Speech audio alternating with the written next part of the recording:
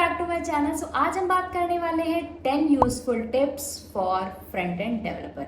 सो ये आपको हमेशा ध्यान रखना है अगर आपको फ्रंट एंड डेवलपमेंट में इंटरेस्ट है तो चलिए सबसे पहला जो यूजफुल टिप है जो बहुत इंपॉर्टेंट है वो है अंडरस्टैंड बेसिक्स।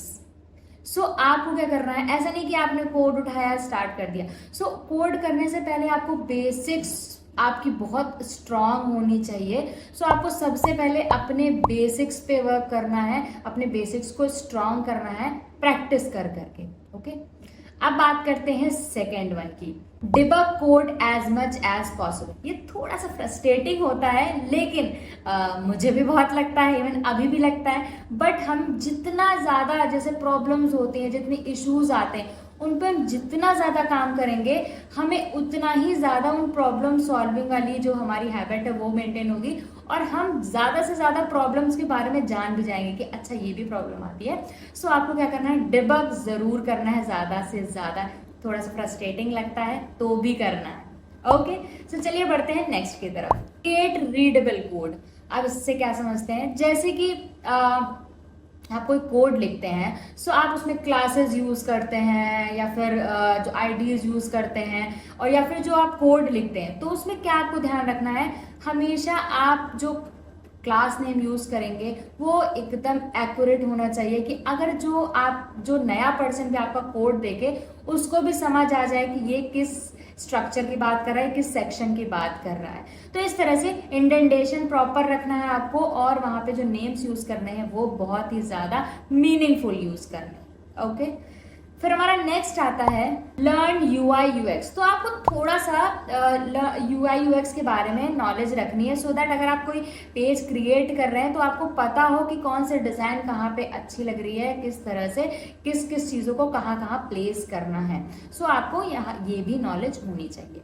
फिर हमारा नेक्स्ट आता है always push your self for new technologies. ये सबसे ज्यादा, ये फ्रंट एंड डेवलपर के लिए नहीं, आप किसी भी फील्ड में काम कर रहे हैं, अगर आप नई टेक्नोलॉजी नहीं सीखोगे तो आप पीछे चले जाओगे।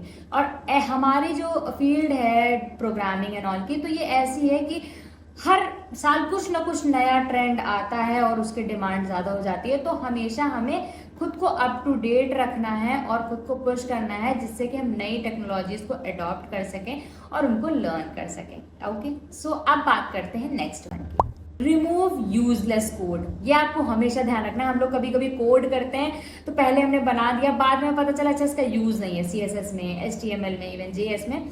तो अगर आप पहले कोड लिख लेते हैं उसके बाद जो भी फालतू का कोड बचा हुआ आता है आपको रिमूव कर देने हैं, एट्रीब्यूट्स रिमूव कर देने हैं, लाइन ऑफ कोड रिमूव कर देना है जिससे कि हमारा जो वेट हो उसका जो कोड का वो कम से कम हो, लोड जिससे हमारा कम से कम हो। इसलिए आपको यूजलेस कोड हमेशा रिमूव कर देना है। Okay, use comments in your code. ये बहुत ध्यान रखना, ये मेरा फेवरेट टिप है। मतलब ये हमेशा मैंने फॉलो किया है कि आप कोई भी सेक्शन बनाते हैं, जैसे कि स्टार्टिंग हो गया, बैनर सेक्शन हो गया, देन आता है हमारा अबाउट अ सेक्शन। तो आपको क्या करना है, HTML में भी आपको सेम कमेंट प्रॉपर यूज करने हैं, CSS में सेम कमेंट यूज करने हैं। इससे फायदा क्या होगा, आप अगर बहुत सालों के बाद अपना कोड देखेंगे देन ऑल्सो आपको सारी चीजें याद आ जाएंगी कि ये किस किस सेक्शन के लिए कौन कौन सी चीजें हैं। इवन अगर कोई नया पर्सन भी देखेगा तो उसको भी ज्यादा दिमाग नहीं लगाना पड़ेगा, इवन ज्यादा डिफिकल्टी नहीं होगी टू अंडरस्टैंड योर कोड। सो इसीलिए कमेंट हमेशा हमेशा ध्यान रखना है आपको। ओके, सो अब बढ़ते हैं नेक्स्ट वन की तरफ, क्रिएट प्रॉपर फोल्डर स्ट्रक्चर।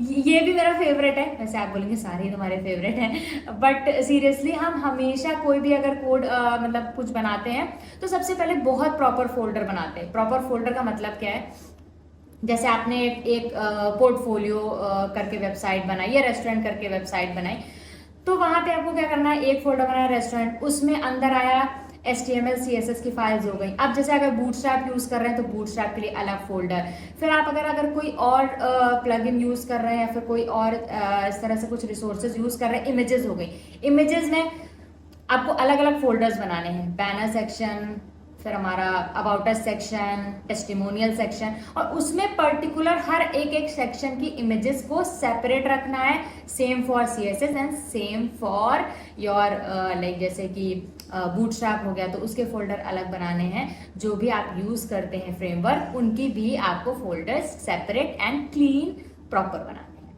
ठीक है।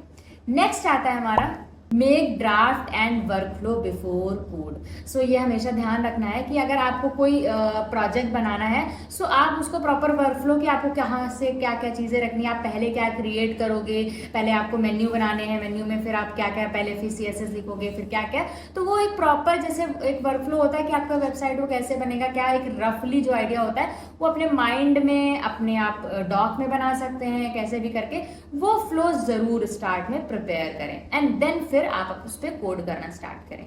लास्ट है हमारा ऑलवेज आस्क फॉर हेल्प। हाँ, अगर आप किसी प्रॉब्लम में फंस गए हैं, मतलब कोड कर रहे हैं और आपको नहीं समझ आ रहा है, फ्रस्ट्रेट हो रहे हैं, तो ये नहीं कि आप उसमें आप 2-3-4 घंटे वेस्ट करते रहो। अगर आपके पास कोई ऐसा पर्सन है जिससे आप हेल्प ले सकते हो तो ऑलवेज आस्क, जिससे क्या होगा आपका टाइम सेव हो जाएगा और वो चीज़ आपको हमेशा याद भी रहेगी, क्योंकि जब होता है हम गलती करते हैं फिर कोई बताता है तो हमें वो चीज़ हमेशा याद रहती है। सो ये 10 टिप्स हैं जो आपको हमेशा ध्यान रखनी है। आप कौन सी टिप फॉलो करते हैं नीचे में कमेंट में जरूर बताएं। सो मिलते हैं नेक्स्ट वीडियो में, till then bye bye guys.